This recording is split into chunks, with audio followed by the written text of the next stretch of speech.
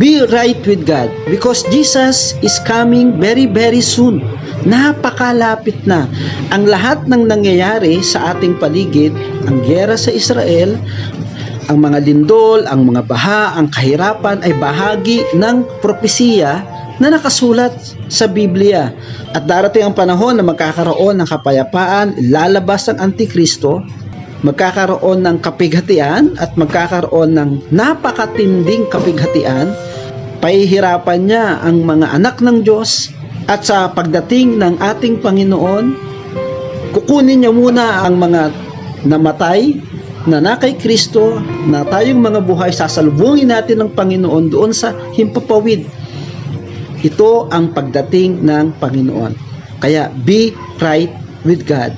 Kailangan tama tayo sa pagdating ng Panginoon. At paano tayo magiging tama? Sabi ng Panginoon, I am the way, I am the truth, and I am the life. John chapter 14 verse 6. Siya lamang yung tamang daan. Wala nang iba. In the book of Revelation chapter 22, 12 to 13, look, I am coming soon, bringing my reward with me to repay all people according to their deeds. I am the Alpha and the Omega, the first and the last, the beginning and the end. Sa Diyos po ang papuri, and God bless us all.